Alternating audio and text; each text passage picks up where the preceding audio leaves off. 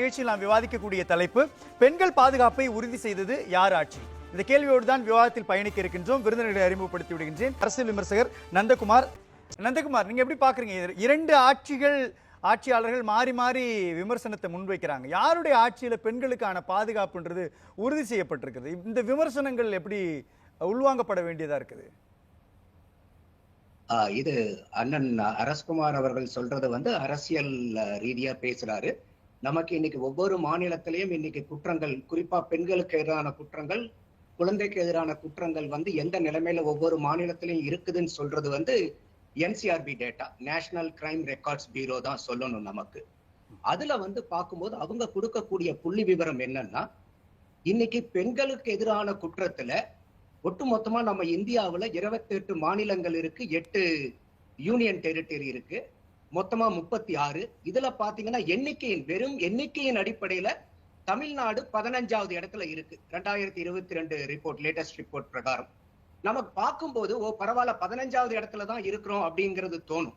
ஆனா நீங்க பெண்களுக்கு எதிரான குற்றங்களுடைய வளர்ச்சி விகிதத்துல பாத்தீங்கன்னா தமிழ்நாடு 6வது இடத்துல இருக்கு மாநிலங்களோட ஒப்பிடும் போது. நீங்க யூனியன் டெரிட்டரியும் சேர்த்து பாத்தீங்கன்னா 10வது இடத்துல இருக்கு. தமிழ்நாடுடைய வளர்ச்சி விகிதம் 2020 இருந்து 2022 வரைக்கும் பாத்தீங்கன்னா பெண்களுக்கு எதிரான குற்றத்துல 39%. இது தேசிய வளர்ச்சி எவ்வளவுனா வெறும் 20% தான். அப்ப தேசிய வளர்ச்சியை விட டபுள் மடங்கு நம்ம பெண்களுக்கு எதிரான குற்றத்துல தமிழ்நாடு இருக்குது. அடுத்தது குழந்தைகளுக்கு எதிரான குற்றங்களுக்கு வந்தீங்கன்னா இந்த 36 இடத்துல 10வது இடத்துல தமிழ்நாடு இருக்கு, வெறும் எண்ணிக்கையின் அடிப்படையில. ஆனா நீங்க வளர்ச்சியினுடைய அடிப்படையில பார்க்கும்போது பெரிய ஆச்சரியப்பட வேண்டிய விஷயம் என்னன்னா, தமிழ்நாடு 2வது இடத்துல இருக்குது வளர்ச்சியினுடைய விகிதத்துல. ஒட்டுமொத்த இந்தியா பாத்தீங்கன்னா 26% குழந்தைகளுக்கு எதிரான குற்றங்கள்ல இருக்கு. ஆனா தமிழ்நாடு 52% இருக்கு. அப்போ பெண்களுக்கு எதிரான குற்றங்கள் ஆகட்டும், குழந்தைகளுக்கு எதிரான குற்றங்கள் ஆகட்டும், இந்த ரெண்டுலயும் 2020 இருந்து 22 வரைக்கும், இப்ப 21ல திமுக ஆட்சிக்கு வருது, 2020ல அண்ணா திமுக ஆட்சியில் இருக்காங்க, 2022ல திமுக எகைன் ஆட்சியில் இருக்காங்க. அப்போ பெண்களுக்கு எதிரான குற்றங்கள் தேசிய வளர்ச்சி 20%, தமிழ்நாட்டினுடைய வளர்ச்சி 39%. குழந்தைகளுடைய கொடுமைக்கு எகென்ஸ்டா பார்க்கும்போது தேசிய வளர்ச்சி 26%, தமிழ்நாடுடைய வளர்ச்சி 52%. அதோட டைம்ஸ் ஆஃப் இந்தியால ஒரு ஆர்டிக்கல் வருது. அந்த ஆர்டிக்கல் என்ன சொல்லுதுன்னா, தமிழகத்துல ஒவ்வொரு மணி நேரத்துக்கும் ஒரு பெண் பாலியல் துன்புறுத்தலுக்கு ஆளாக்கப்படுறாங்க. அதே மாதிரி ஒவ்வொரு 2 மணி நேரத்துக்கும் ஒரு பெண் குழந்தை ஆளாக்கப்படுறாங்க. அடுத்தது போக்சோ எடுத்துக்கங்க. போக்சோ பாத்தீங்கன்னா தமிழ்நாட்டு இந்தியாவுல 3வது இடத்துல இருக்கு. உத்தரப்பிரதேஷ் 7990, மத்திய பிரதேஷ் 5951, தமிழ்நாடு 4906. அப்படி பார்க்கும்போது தமிழ்நாடு 3வது இடத்துல போக்சோல இருக்கு. இது நம்ம அரசியல் எல்லாம் கொஞ்சம் இது எந்த ஆட்சி காலத்துல அப்படின்னு சொல்றீங்க? 2022 தற்போது இருக்கக்கூடிய திமுகவுடைய ஆட்சி காலத்துல 20 இருந்து 22 வரைக்கும் உண்டான வளர்ச்சி விகிதத்தை நான் சொல்றேன். அப்போ இதுல யார் ஆள்றாங்க முக்கியம் இல்ல. தமிழ்நாடை பொறுத்த வரைக்கும் சும்மா தமிழ்நாட்டுல மத்த வளர்ச்சி எல்லாம் பேசுவோமா? இந்தியாவிலேயே தமிழ்நாடு தான் பொருளாதார வளர்ச்சி பேசுவோமா? தமிழ்நாடு குமிச்சுட்டு இருக்க பேசுவோமா? அதெல்லாம் பாராட்டப்பட வேண்டிய விஷயம். அப்புறம் என்ன விடுங்க, நீங்க அவங்க எவனோ ஒருத்தன் கணக்கு கொடுக்கறன்றத கணக்கு உட்கார்ந்துக்காதீங்க இங்க. இல்ல நீங்க இப்போ அண்ணன் அரசகுமார் பேசுற எண்ணிக்கையோ நான் பேசுற எண்ணிக்கையோ முக்கியம் இல்ல. என்சிஆர்பி டேட்டா தான் ஒட்டுமொத்த இந்தியாவுக்கான எதிரான குற்றத்துக்கும் அத்தாரிட்டி டேட்டா. அந்த டேட்டா தான் அத்தாரிட்டி டேட்டா. இது அவருக்கான நேரம். இல்ல இன்னைக்கு சமூக வளர்ச்சியோ இல்ல தொழில் வளர்ச்சியோ பேசும்போது நம்ம எல்லாருமே பெருமைப்படலாம். ஆனா தமிழ்நாடு மாதிரி மாநிலம் எந்த விதத்துல எப்படி நம்ம நாடு தீவிரவாதத்துக்கு எகென்ஸ்டா 0 டாலரன்ஸ் சொல்றோமோ, அந்த மாதிரி தமிழ்நாடு இவ்வளவு தூரம் வளர்ச்சி அடைஞ்சிட்டோம்னு பெருமை சொல்லக்கூடிய போது பெண்களுக்கு எதிரான குற்றங்களும் குழந்தைகளுக்கு எதிரான குற்றங்களுக்கும் தமிழ்நாட்டுக்கு 0 டாலரன்ஸ் வேணும். இல்ல இப்போ நீங்க நந்தகுமார் நீங்க சொல்ற அடிப்படையில பாக்குறப்போ, ஒரு நிமிஷம் நந்தகுமார், நீங்க சொல்ற அடிப்படையில பாக்குறப்போ 2021க்கு பிறகு தமிழ்நாட்டுல பெண்களுக்கு எதிரான குழந்தைகளுக்கு எதிரான குற்றங்கள் அதிகரிச்சிருச்சா? அவர் சொல்ல முடியாதுங்க. எங்க சொல்லுங்க.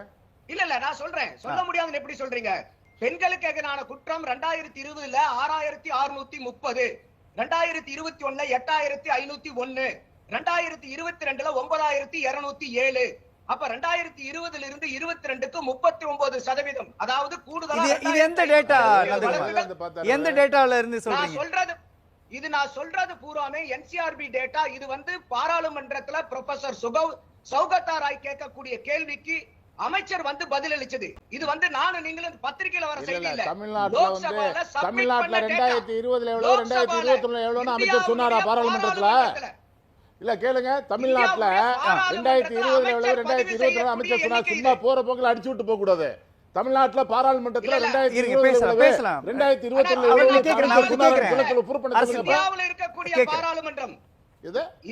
இருக்கக்கூடிய பாராளுமன்றத்துல அமைச்சர் பதிவு செய்யும் போது இந்த எண்ணிக்கைகளை பூராமே கொடுத்திருக்காரு. நான் வேணா உங்களுக்கு இந்த தகவலை பூரா அனுப்பிடுறேன். முடிஞ்சதுன்னா நீங்க அவர் தப்பா சொல்லிட்டு இருக்காருங்க. அவர் தவற சொல்றாரு. அதாவது அவர் அவர் வந்து சார் ஒட்டுமொத்த டேட்டா சொல்றாருன்னா அதுல நம்ம குறிப்பிடல சார். ஆனா 2020 21 கம்பேர் பண்ண சொன்னீங்கல்ல நீங்க, அத போய் அமைச்சர் பாராளுமன்றத்துல கம்பேர் பண்ணாரான்னு கேக்குறாரு. அவர் நீங்க அவர் மொத்தமா சமர்ப்பிச்சாரா? அமைச்சர்கள் அதத்தான் சொல்றேன். பாராளுமன்றத்துல அமைச்சர்கள் சொல்லும் போது இதனுடைய கேள்வி என்ன? Unstarred question number 3088 13/12/24 regarding atrocities of women and children asked by Professor Saugata Roy. அதுல வந்து இவங்க வந்து அந்த டேட்டாவை வந்து சோர்ஸ் NCRB டேட்டான்னு சொல்லிட்டு அதுக்கு அனெக்சர் 1 அனெக்சர் 2 போட்டு கொடுத்திருக்காங்க. நான் உங்களுக்கு அனுப்பிச்சு வைக்கிறேன். அவர் மொத்தமா டேட்டா சொல்றாரு. ஒரு நிமிஷம் தமிழ்நாட்டுல கம்பேர் பண்ணி இப்ப சொன்னார்ல நந்தகுமார், அவர் கேக்குற அரசகுமார் என்ன கேக்குறாரு? திமுக ஆட்சி பொறுப்பேற்றதற்கு பிறகான டேட்டாவை சொல்றாரு. கம்பாரிசன்ல எந்த புள்ளியில கம்பேர் பண்ணி சொல்லிருக்காரு அவரு? 2020-21 சொன்னார்ல, இது பாராளுமன்றத்துல அந்த தேதியில சொன்னாரா? நமக்கு இந்த NCRB டேட்டா வந்து லேட்டஸ்டா பப்ளிஷ் பண்ணது 2022. அதுக்கப்புறம் இன்னும் NCRB டேட்டா பப்ளிஷ் பண்ணல. அதுல கொடுக்கும் போது நான் அதை தான் முதல்ல சொன்னேன். இது அண்ணா திமுக ஆட்சியா திமுக ஆட்சியாங்கிறது நமக்கு கவலை கிடையாது. அவரே சொல்றாரு 2022 பிறகு கொடுக்கலங்கிறாரு. 2021 மேலதான் ஆட்சிக்கே வர்றோம். நந்தகுமார், இப்போ 2021 நடந்த விஷயத்தை நீங்க எப்படி திமுக அரசாங்கத்தின் மேல வைக்க முடியும்னு கேக்குறாரு.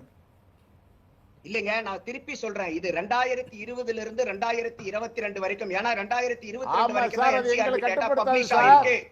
அப்ப இல்ல நீங்க சொல்ற ஒரு நிமிஷம், நீங்க நந்தகுமார் அப்படி 2021 22 ஆட்சியில இருக்கிறது யாரு? ஏங்க 20 22ங்கறாரு, 21 22ங்கறாரு. ஒழுங்கா பேச சொல்லுங்க அவரை. நந்தகுமார் ஃபர்ஸ்ட் கிளியர் ஒரு நிமிஷம் அரசகுமார் நான் இருங்க, நான் வரேன் அரசகுமார் நான் வரேன். நான் பார்க்கக்கூடிய நேயர்களுக்கு இது தெளிவா புரியும்.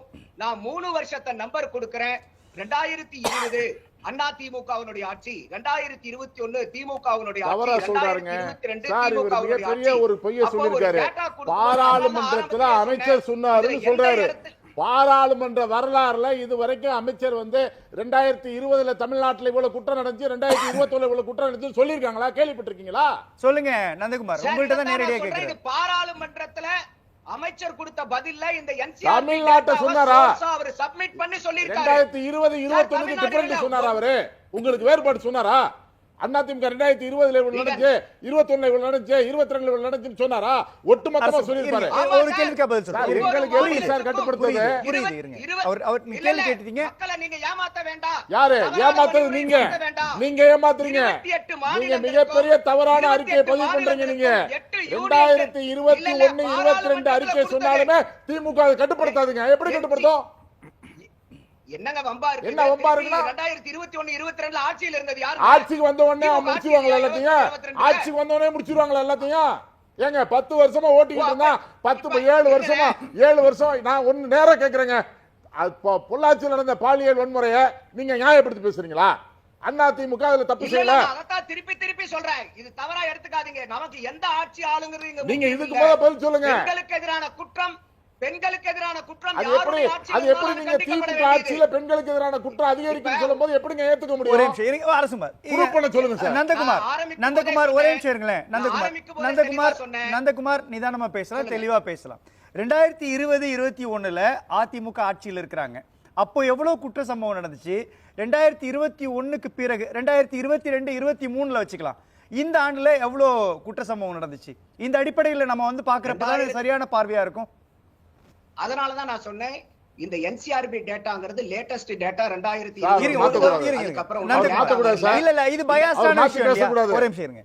இல்ல நீங்க வந்து ஒரு டேட்டா அனலைஸ் ஒரே நிமிஷம் நந்தகுமார் என்ன பயாஸ் இதுல அது சொல்லுங்க. இல்ல ஒரே நிமிஷம். நீங்க 2020 21 வச்சுக்கிட்டீங்கன்னா அது அதிமுக ஆட்சி காலத்தினுடைய இறுதி காலம், அதை எடுத்துக்கிறீங்க.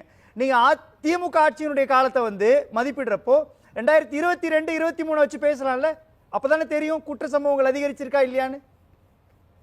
அது அவருக்கு இன்னும் டேட்டா கிடைக்கல. இது நமக்கு அந்த டேட்டா வந்தாலே கிடைக்காது சார். வந்தா தான் சொல்ல முடியும். குறைஞ்சிருக்கா அதிகமா இருக்கான்னு அடுத்த அமர்வுல சொல்லுவார். வேற கேள்வி கேளுங்க. அவரை டேட்டா விட்டுட்டு வேற கேளுங்க சார். அவரை தப்பா சொல்லிட்டு இருக்காரு. இருக்கக்கூடிய புள்ளி விவரம் என்ன இருக்கோ அந்த சார் இவர் புள்ளி விவரத்தை வேற எங்கயா பொதுக்கூட்டத்துல பேசுறீங்க. வேற கேள்வி நீங்க கேளுங்க சார். இல்லாட்டி நான் அவர்ட்ட நிறைய விவகாரமா கேட்க ஆரம்பிக்கிறேன். பேசுற மாதிரி நான் பேச முடியாது. யார் நீங்க எப்படிங்க சொல்லலாம்? தப்பான கருத்து எப்படிங்க சொல்லலாம்? நீங்க தப்பான கணக்கு எப்படிங்க சொல்லுவீங்க? நீங்க கருத்து கிடையாது சார். நீங்க சொன்ன புள்ளி விவரத்துக்கு திமுகவுக்கு சம்பந்தம் இல்ல சார். நீங்க சொன்ன புள்ளி விவரத்துக்கு திமுகவுக்கு சம்பந்தம் இல்ல சார். இந்தியா கூட ஒப்பிடுறீங்க நீங்க. இந்தியா ஒப்பிட்டு தமிழ்நாட்டை சொல்றீங்க நீங்க. எப்படிங்க சொன்னீங்க இந்தியா ஒப்பிட்டு தமிழ்நாடு? நீங்க அண்ணா வேற எப்படி சொல்றது? எப்படி சொல்லுவீங்க? வேற எப்படி நான் சொல்றது? நீங்க சார் சொல்லுங்க. தவறான கருத்து பேசல. அரசகுமார் சொன்ன கருத்தை ப்ரூவ் பண்ண சொல்லுங்க சார். முதல்ல பேச நீங்க அத பத்தி ஒரு விரிவா விவாதிக்கலாம். ஒரு சின்ன வரேன் நந்தகுமார் வரேன். நந்தகுமார் அவங்க ரொம்ப ஷார்ப்பா அடிக்கிறாங்க இல்லையா சில புள்ளிகளை? எந்த புள்ளிகளை ரீகன்? இல்ல அவங்க சொல்ற இவ்வளவு பட்டியல் போடுறாங்க இல்லையா ஷர்மிளா, சோஃபியா கேஸ்ல இருந்து பல வழக்குகளை அவங்க வந்து எடுத்து வச்சு பேசுறாங்க. அப்படிப்பட்ட ஒரு நிலைதான் இரண்டு அரசுகளுக்குமான ஒரு மதிப்பீடா மாறுதா? இல்ல அதுதான் நானே தெளிவா சொன்னேன். அந்த என்சிஆர்பி டேட்டாங்கிறது எண்ணிக்கையின் அடிப்படையில தான். இப்ப இவங்களுக்கு ஞாபகம் இருக்கக்கூடிய பெயர்களை அவங்க சொல்றாங்க. பத்திரிகையில பெருசா பேசப்பட்ட செய்திகளை பேசப்படுது. ஆனா என்சிஆர்பி டேட்டாங்கிறது ஒட்டு மொத்தமா எத்தனை வழக்குகள் பெண்களுக்கு எதிராகவும் குழந்தைகளுக்கு எதிராகவும் நடந்ததுங்கிறதால நாங்க பட்டியலிட்டு உங்களுக்கு சொன்னேன். அப்ப எண்ணிக்கையின் அடிப்படையில் அடுத்தது இப்ப வந்து நான் தெளிவா ஆரம்பத்திலேயே சொன்னேன், பெண்களுடைய குற்றத்தையோ குழந்தைகளுக்கு எதிரான குற்றத்தையோ எந்த ஆட்சியில நடந்தாலும் அது எந்த விதத்திலையும் அது சப்ப கட்டக்கூடாதுங்கிறது தான் என்னுடைய வாதமே. எப்படி வந்து தீவிரவாதத்துக்கு எகென்ஸ்டா 0 டாலரன்ஸோ அதே மாதிரிதான் பெண்கள் குழந்தைகளுக்கு எதிரான குற்றத்துக்கு 0 டாலரன்ஸ் இருக்குங்கிறதே நான் முதல்ல சொன்னேன். ஆனாலும் இது சில குற்றச்சாட்டுகள்னு வரும்போது அதுக்கு சில மக்களுக்கு உண்டான புரிதலுக்காக நம்ம விளக்க வேண்டியது இருக்கு. இப்போ இதே வந்து இப்போ எஸ்பி வந்து அவர் டிஸ்க்ளோஸ் பண்ணாரு. இப்ப அண்ணா யூனிவர்சிட்டியிலும் அந்த எஃப்ஐஆர்ல வந்து அவ்வளவு டீடைல்ஸ் கொடுத்திருக்காங்க. அன்னைக்கும் அதே நடக்குது. அன்னைக்கும் காவல்துறை வந்து அதே மாதிரி போக்குல நடக்கறாங்க. இன்னைக்கும் அதே போக்கு நடக்கிறத பார்க்க முடியுது. டெக்னிக்கல் கிளீஷ்னால வெளியில வந்தது. மேடம் எஃப்ஐஆர் வந்து நீங்க பேசும்போது நான் ஷர்மிளா இருங்க. தவறு ஷர்மிளா இருங்க, காத்துருங்க. ரீகன்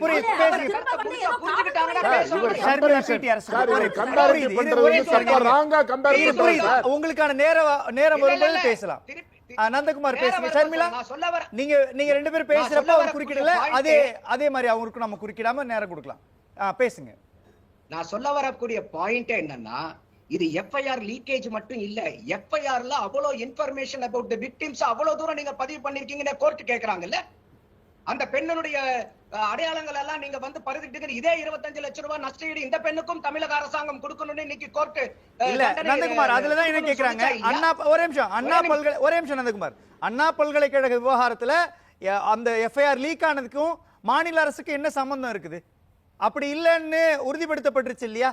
நீங்க இதுல வந்து மாநில அரசு குற்றம் சாட்ட வேண்டிய இடத்துக்கு ஏன் நகர்த்துறீங்க? இல்ல இது திருப்பி நான் மாநில அரசுங்கிறதே சொல்லல, காவல்துறை இந்த இடத்துல சொல்றேன். ஒரு எஃப்ஐஆர் போடும்போது நீங்க வந்து அந்த கிளிட்ச் இருக்கலாம்னு சொல்லியிருக்காங்க. ஆனா நமக்குடைய கேள்வி என்னன்னா, ஒரு பெண்ணுக்கு அவ்வளவு தூரம் நீங்க விக்டிமைஸ் பண்ணும் மாதிரி இதேதான் பொள்ளாச்சியில நடந்துச்சு. நம்ம அதையும் கண்டிக்கிறோம். இன்னைக்கும் 8 பெண்கள் மேல வழக்கு இருந்தாலும் 7 பெண்கள் தான் சாட்சியத்துக்கு வந்தாங்க. இன்னும் ஒரு பெண் வந்து அந்த சாட்சியம் கொடுக்கறதுக்கு வரல. அந்த அளவுக்கு வந்து ஒரு பெண்களுக்கு வந்து ஒரு அடக்குமுறை இருக்கு. என்னைய பொறுத்த வரைக்கும் ஒரு பெண்களுடைய ஓங்கிய குரல் எந்த ஆயுதத்தையும் விட வலிமையானது. அடுத்தது வந்து இன்னைக்கு அந்த சிபிஐ போலீஸ் கேஸுங்கும் போது எஃப்ஐஆர் இந்த பொள்ளாச்சியில போட்டது எஃப்ஐஆர் டேட் என்ன? 24 பிப்ரவரி 2019 எஃப்ஐஆர் ஃபைல் பண்ணது பொள்ளாச்சி. இது சிபிஐக்கு மாத்தப்பட்ட தேதி என்ன? 12 மார்ச் 2019. அதுல ஒரு 4 நாள், இதுல ஒரு நாள், 16 நாள், 17 நாள்ல வந்து சிபிஐக்கு இந்த வழக்கு மாற்றப்படுது. அதுலதான் என்ன சொல்றாங்க, அதுதான் எதிர்கட்சியாக இருக்கக்கூடிய திமுக உள்ளிட்ட கட்சிகளுடைய அழுத்தத்தின் அடிப்படையில தான் சிபிஐக்கு கேஸ மாத்துறாங்க அப்போ அரசியல் அழுத்தம் அதுல இருந்துச்சுன்றாங்க.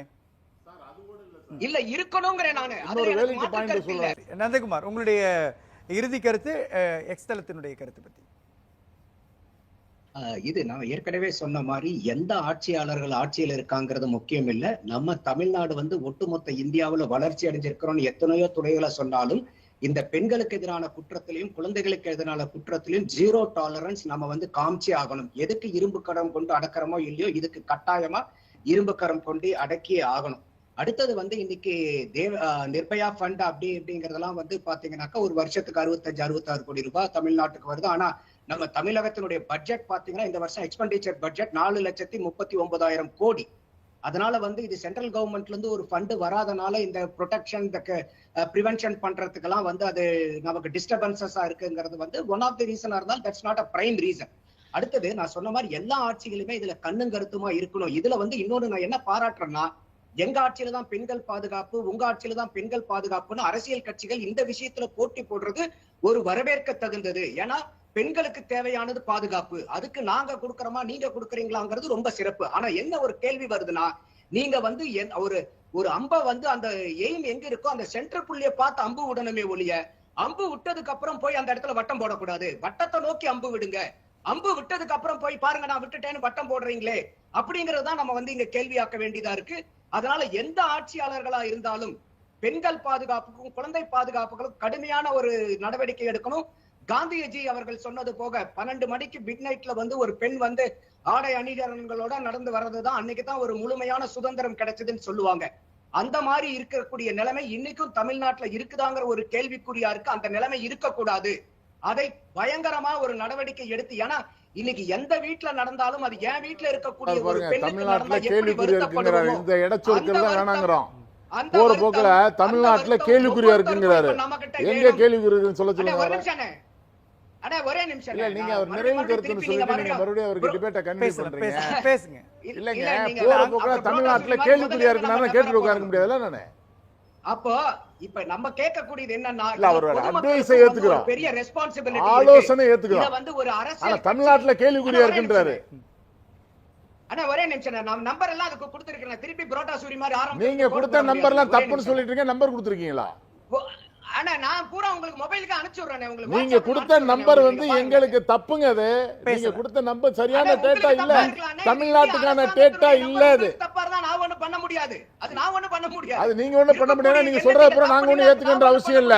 சரி, நீங்க சொல்ற அப்புறம் காலாவதியான நம்பர் பேசலாம். அரசகுமார், நந்தகுமார், நாங்க ஏத்துக்க வேண்டிய அவசியம் இல்ல. நந்தகுமார், அரசகுமார் ரெண்டு பேர் பேசலாம். இதுல முக்கியமானது என்னன்னா, இதுல முக்கியமா வந்து பொதுமக்களுக்கும் ஒரு பொறுப்புணர்வு அதிகமாகணும். எங்கேயோ ஒரு பிரச்சனை நடக்குது, நம்ம கை கழுவிட்டு போயிடாம இந்த மாதிரி பெண்களுக்கு எதிரான ஒரு வன்கொடுமை அது யார் ஆட்சியில நடந்தாலும் தனி மனிதன் ஒவ்வொருத்தரும் தான் வீட்டுல இருக்கக்கூடிய ஒரு மனைவிக்கோ மகளுக்கோ அக்காளுக்கோ தங்கைக்கோ நடக்கக்கூடிய ஒரு அநீதியா நினைச்சு அதுக்குண்டான கொடுக்கணும்.